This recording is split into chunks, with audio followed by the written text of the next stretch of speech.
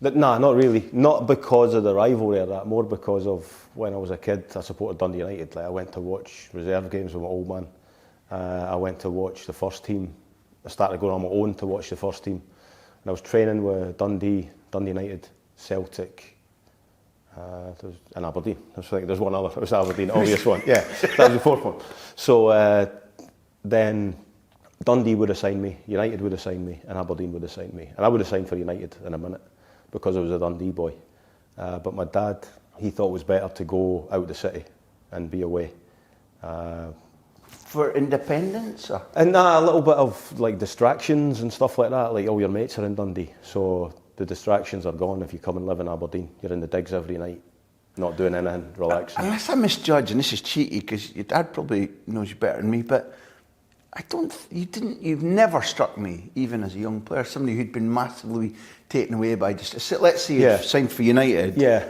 You've got your eyes on the prize. I've felt like you always did. Yeah, I don't think that would have happened, and he never says you have to sign here or there. He's never been like that. But it was more, I think, what could happen. I don't know why, but I think he was right. But like I say, he never railroaded me into saying you have to do this, this or this.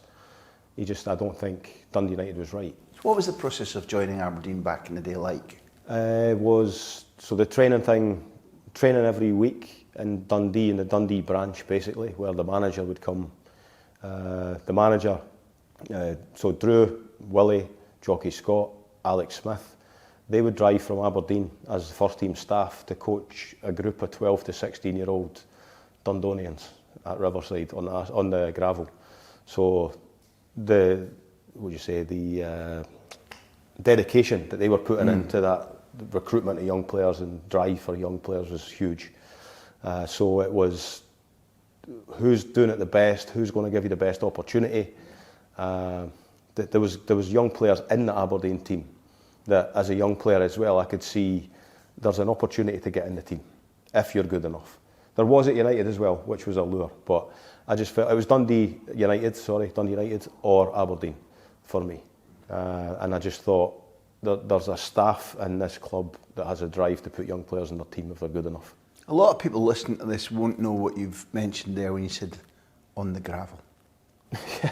Yeah, that's true. Have a shot at it, because genuinely a lot of them won't have a Scooby. Well, anybody that's ever been to Pittodrie, it's the car park that's outside. It's like that. So that's what the gravel is. It's basically stone. It's orange stone. That's like Dove soap, kind to the skin? No, I can vouch for that. No, like AstroTurf on drugs, probably. It's it's that bad for you. But it's good for you at the same time because it toughens you up, but makes you stay on your feet at the right time. Does it teach you not to slide tackle, or as growing up as a tough Dundonian, did you go like, bollocks, there's a ball, I'm going in? Yeah, pretty much. If it's, it probably sorted out who's willing to do what it takes to win games and be a professional, I think. A little bit of that. Maybe they had access to grass pitches and didn't tell us, I don't know.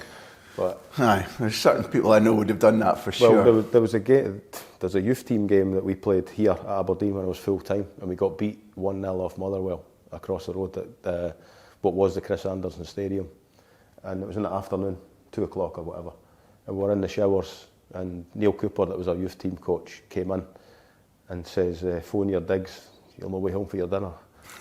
I was like, what do you mean? You're training in the car park at 5.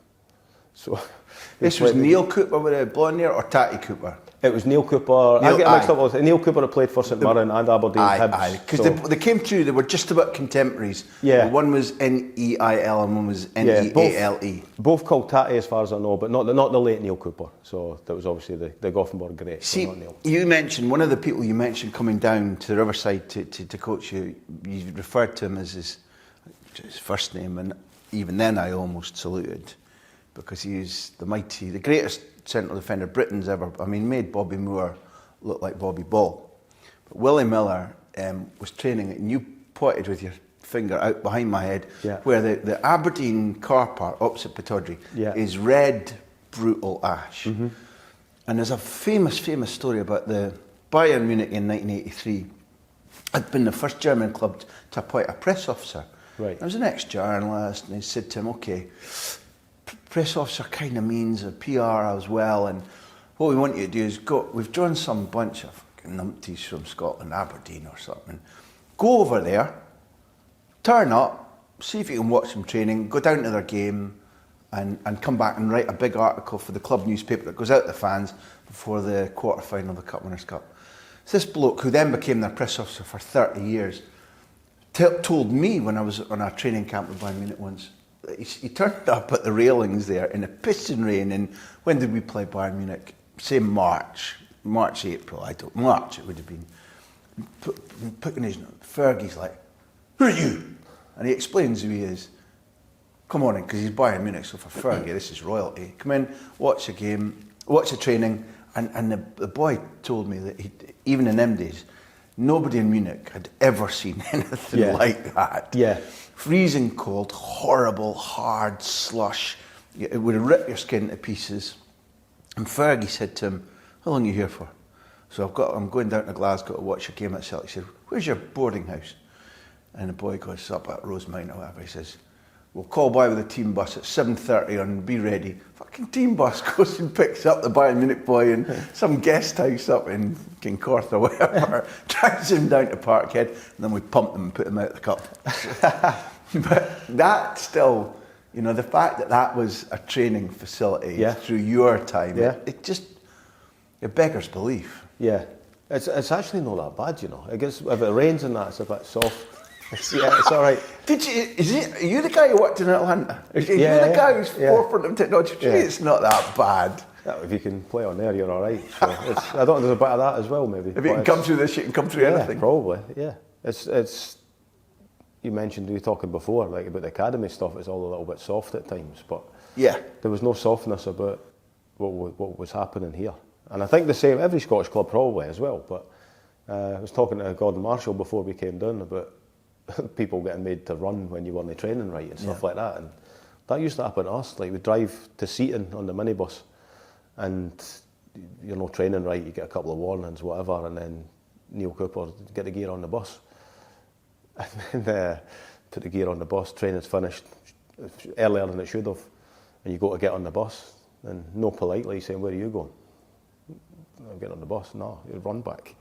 So you're running back along the golf course and right along just because you didn't train right. So that's probably, have we, in general across football, not referring to Aberdeen, have we lost something when we lost a bit of that? Through this series, this is a theme. So, for example, not speaking out of class, but for example, Duffer told us about one of the managers who signed you. I don't know how to hide this. His name rhymes with Ralgleish. At Blackburn, right, where they've been training, and the apprentices have been sent in to tidy up and whatever, and they'd scrub the showers to sparkle or whatever. And the manager came in, took a look, and took a leak. Do it again. So there's all kinds of extremes, and Paul Scholes in literature about the class of '92 talks about them being bundled into a tumble dryer. That's extreme, yeah. So if we leave extremes out, across the generations, have we lost something about how to make younger players not just better, cleverer, but tougher? So you know something? I think so, but you sound like a dinosaur when you talk like that as well, do you know? So it's not something I like comparing, because maybe if we didn't do that, we might have been even better. Mm-hmm. So I don't know, and I don't think we'll ever know either. No, and I think society changes anyway. So there has been societal changes. People aren't necessarily quite as driven. Yeah,